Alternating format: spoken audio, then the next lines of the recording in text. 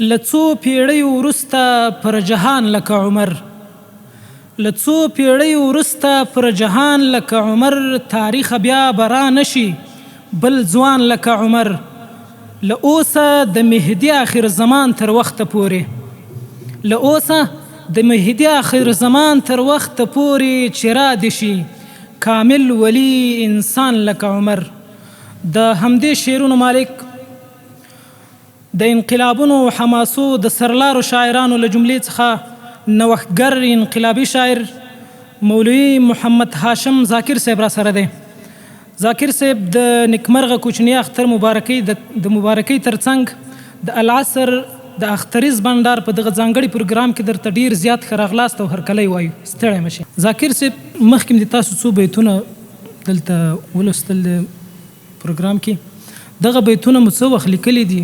آیا د لوی ملا صاحب له وفات وروسته هم لیکلي او مخکې هم لیکلي؟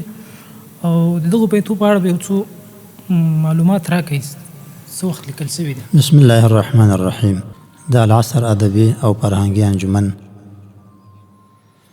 مسؤلینو او ټولو ملګرو ته، راغلو میلمنو ته او ټولو لیدونکو او اوریدونکو ته السلام علیکم ورحمة الله وبرکاته. تاسو ټولو ته او د افغانستان غیرتمن مؤمن او مجاهد ولس ته د دې نیکمرغه کوچني اختر مبارکي وایو او د العصر ادبي او فرهنګي انجمن له ملګرو څخه بیخي یوه دنیا مننه کوو چې دغسې یو مجلس د ملګرو دپاره د هغو د شعرونو، د ترانو، نعتونو او د خاطرو د اوریدلو او ویلو دپاره جوړ کړی ده. موږ هم زیات منندوی یو. محترم، دغه بیتونه چې تا وویل،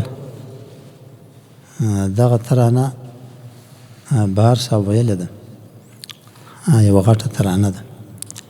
دا ما د ملا صاحب له مرحوم له وفات وروسته لیکلې ده. نو دا د هغه وخت د ملا صاحب مرحوم رحمه الله د وفات غږ خو یقیني ډېر مؤثر و پر ټولو افغانانو، پر ټولو مسلمانانو او خاص په هغه مجاهدینو باندې او په دې ملګرو چې په دې سب کې وو، پر هغو خو بیخي ډېر تاثیر کړی و.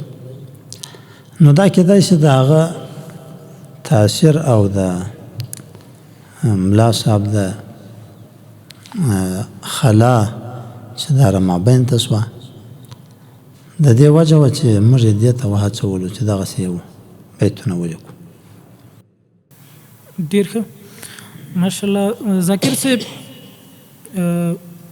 د دوهمې پوښتنې په توګه که در څخه وپوښتو چې شاعري مو کله پیل کړې، څومره وخت کېږي شعر لیکئ؟ او که دا راته ووایي چې کومه شعري ټولګه مو چاپ سوې ده او که د دې پوښتنې په جواب کې به نو څه ووایم؟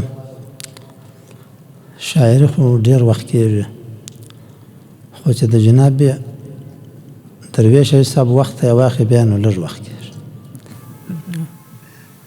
داسې تخمینا څو کلونه به راځي؟ تقریبا زما د اولنۍ ترانه چې د مخکني امارت د کندهار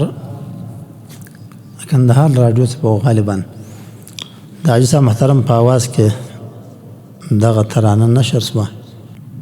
پام کوه غلیمه زموږ ټاټوبی په موږ ګران ده، دغه زموږ مینه ده، دغه زموږ ځان ده. دا اولنۍ ترانه وه زما چې حاجي صاحب وویله. نو لا غرض به تقریبا یو نو 26 یا 28 کاله خو کېږي چې له هغه وخته موږ دغه ګوډه و ما ته شاعري را شروع کړې ده، تر اوسه را روانه ده.